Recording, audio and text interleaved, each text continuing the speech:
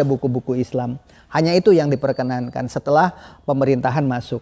Nah sekarang kekuatan di Indonesia itu diganggunya itu oleh buzzer. Terlebih penggunaan buzzer untuk tujuan tertentu masih marak dan kerap kali mengundang perdebatan, terutama mengenai cara kerja buzzer. Dalam batas-batas tertentu, buzzer itu memiliki jasa dan harus dipelihara. Karena apa? Islam sendiri berkembang kan karena ada Abu Jahal, ada Abu Lahab, dan ada abu-abu lain. Dalam dunia berkesenian saja, di dalam mata perkuliahan itu ada kritik seni. Sehingga karya seni itu menjadi populer karena ada kritikan sehingga orang banyak membaca dan menjadi populer. Seperti itulah diantaranya buzzer itu manfaat. Kaum milenial saat ini harus diajarkan kepada ilmu-ilmu yang bersifatnya terbuka. Jangan hanya dari satu kubu saja tetapi harus komprehensif. Termasuk ilmu buzzer itu sendiri harus diberikan kepada anak-anak supaya apa? Supaya paham bahwa Abu Jahal, Abu Lahab itu penting adanya di dunia ini. Tentu saja dalam batas-batas tertentu dan harus benar-benar dibatasi karena apa? Tetapi jangan dimatikan. Jika dibiarkan terus membesar, mungkin peristiwa-peristiwa di Turki sehingga menjadi negara sekuler itu berbahaya bagi Indonesia. Negara Pancasila harus benar-benar kita kawal. Budaya sosial warisan-warisan leluhur harus dipertahankan dalam kerangka keagamaan yang memiliki nilai-nilai religi yang mempersatukan seperti di dalam konsep-konsep Pancasila. Oleh sebab itu, mari kita bersama-sama. Guys, kita akan bahas moderasi agama lagi. Kabarnya tahun 2023 adalah tahun jor-joran moderasi beragama. Dananya katanya akan makin banyak. Dan itu ditandai dengan diadakannya Konferensi Islam ASEAN di Nusa Dua Bali pada tanggal 21-23 Desember yang lalu, yang kesepakatannya adalah untuk sinergi. Jangan menganggap remeh dengan berita-berita ini. Oleh sebab itu, mari kita lanjutkan dulu ya ceritanya.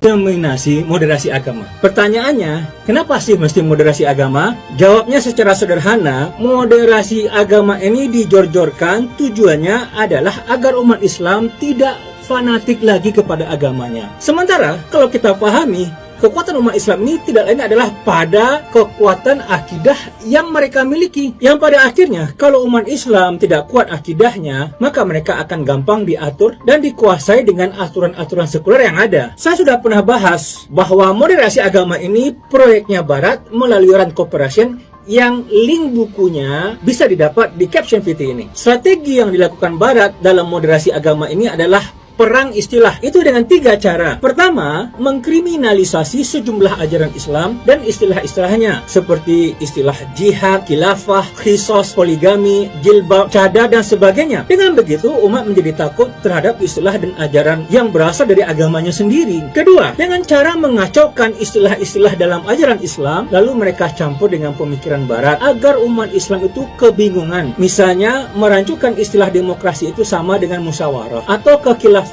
sebagai pemerintahan Islam dengan sebutan kerajaan atau kediktatoran. Ketiga, dengan membuat istilah-istilah baru agar umat berpaling dari ajaran Islam. Misalnya, istilah kafir diganti dengan istilah muwatin. Dan dalam hal ini, mereka memunculkan istilah yang tidak ada dalam Islam, lalu mereka puji sendiri. Seperti misalkan ukhuwah watoniyah, ukhuwah insaniyah, begitu juga dengan Islam wasatiyah atau yang disebut dengan Islam moderat. Dan sebagai lawannya, mereka memunculkan istilah untuk dijadikan sasaran kebencian seperti Islam radikal dan Islam ekstremis. Nah, itulah strategi perang istilah dalam moderasi agama ini. Dan ini adalah proyeknya Barat melalui Rand Corporation-nya. Harusnya umat Islam, terutama para pemimpinnya dan para ulamanya, menolak tegas agenda Barat ini.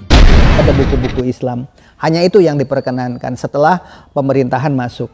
Nah sekarang kekuatan di Indonesia itu diganggunya itu oleh buzzer. Terlebih penggunaan buzzer untuk tujuan tertentu masih marak dan kerap kali mengundang perdebatan, terutama mengenai cara kerja buzzer, termasuk cara kerja buzzer di medsos. Ya, kita tonton aja videonya sebagai contoh ya. Seperti Pak Ade Armando, Abu Janda dan kawan-kawan ya, itu diantaranya. Tapi tidak pernah menyebutkan kalau Saifuddin Ibrahim juga termasuk buzzer sebenarnya. Tapi bukan untuk negara, justru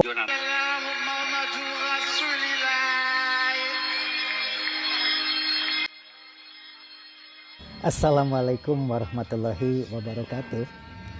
Peradaban di dunia ini, di abad modern terutama sekarang ini, tidak bisa dilepaskan daripada peradaban Islam, di mana ilmu-ilmu kedokteran, ilmu politik, ilmu sosial itu sesungguhnya ada di Islam di Timur Tengah pada saat itu, walaupun pada akhirnya dibalik ya, ketika buku-buku perpustakaan dihancurkan dan diambil ke Eropa untuk yang bisa diterjemahkan, yang lainnya dibakar dan dibuang ke Laut Hitam.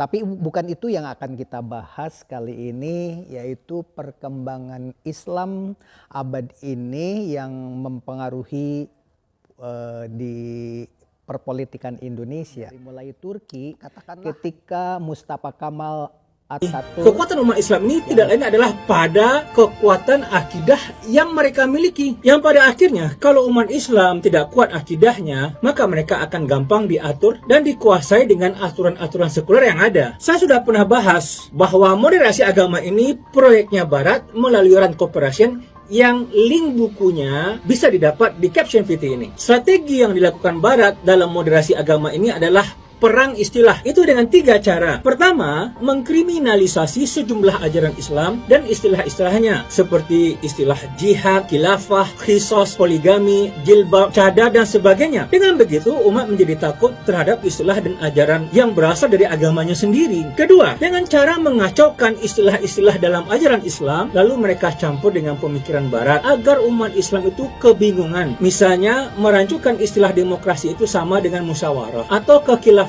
sebagai pemerintahan Islam dengan sebutan kerajaan atau kediktatoran. Ketiga, dengan membuat istilah-istilah baru agar umat berpaling dari ajaran Islam. Misalnya, istilah kafir diganti dengan istilah muwatin. Dan dalam hal ini, mereka memunculkan istilah yang tidak ada dalam Islam, lalu mereka puji sendiri. Seperti misalkan ukhuwah watoniyah, ukhuwah insaniyah, begitu juga dengan Islam wasatiyah atau yang disebut dengan Islam moderat. Dan sebagai lawannya, mereka memunculkan istilah untuk dijadikan sasaran kebencian, seperti Islam radikal dan Islam ekstremis. Nah, itulah strategi perang istilah dalam moderasi agama ini. Dan ini adalah proyeknya Barat melalui Rand Corporation-nya. Harusnya umat Islam, terutama para pemimpinnya dan para ulamanya, menolak tegas agenda Barat ini. Ada buku-buku Islam, hanya itu yang diperkenankan setelah pemerintahan masuk. Di era dunia maya saat ini, kita tidak bisa memberangus buzzer, tetapi paling-paling dalam kerangka kekuasaan pemerintahan kita.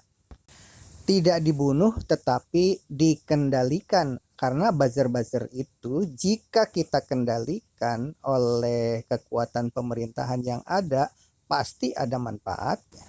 Kesimpulannya, tahun 2024 nanti pada saat pemilu, mari kita bersama-sama mengawal Pancasila ini supaya dilaksanakan konsisten.